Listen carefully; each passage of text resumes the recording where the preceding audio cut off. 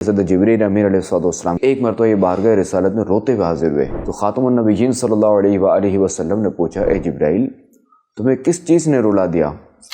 تو انہوں نے عرض کی، جب سے اللہ کریم نے جہنم کو پیدا فرمایا ہے میری آنکھیں اس وقت سے کبھی اس خوف کے سبب خشک نہیں ہوئی کہ مجھ سے کہیں کوئی نافرمانی نہ ہو جائے اور میں جہنم میں ڈال دیا جاؤں۔ اللہ اب یہ دیکھیں حضرت جبریل علیہ السلام جو کہ مقرب فرشتوں میں سے رسول ملائکہ میں سے، بے شک، اس کے باوجود ان کا خوف خدا دیکھیں، ہائے ہائے، فرشتوں کے سردار کہا جاتا ہے، فرشتوں کے سردار، اور یہ ان کی اللہ کی خفیہ تدبیر کے معاملے میں سوچ اور ان کا ڈر۔ بالکل۔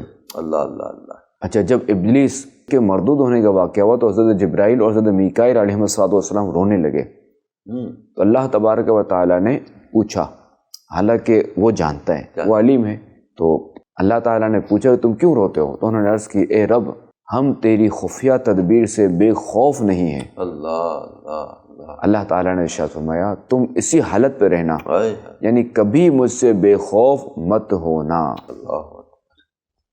تو دیکھیں کہ حضرت میکائیل علیہ السلام یہ بھی جی جی جی، مقرب فرشتے ہیں اچھا معصوم ہے اور معصوم ہے کہ انبیاء ان اور سے گناہ ملائکہ ہو ہی نہیں سکتا۔ اچھا، یہ معصوم ہونے کے باوجود خوف کا غلبہ ایسا ہے۔ بالکل۔ اللہ اکبر۔ انبیاء کرام علیہ السلام کا خوف دیکھیں نا، حضرت داؤد علیہ السلام کا تو مشہوری خوف خدا ہے، پھر یہ کہ امام الانبیاء کا دیکھیں خوف خدا، اللہ کتنا خوف خدا تھا۔ اللہ، یعنی اس سے ہمیں سیکھنے کو یہ ملا کہ جب اللہ پاک کے وہ مقرب بندے اور وہ ہستیاں اتنے نیک ہونے کے باوجود ان پر خوف کا غلبہ ایسا ہے، اور ہم گناہ گاروں کا پھر حال کیا ہونا چاہیے۔ بالکل۔ تو دعا فرما دے اللہ پاک کی خفیہ تدبیر کے معاملے میں ہماری سوچ اللہ کی خفیہ تدبیر سے ہم ڈرتے رہیں۔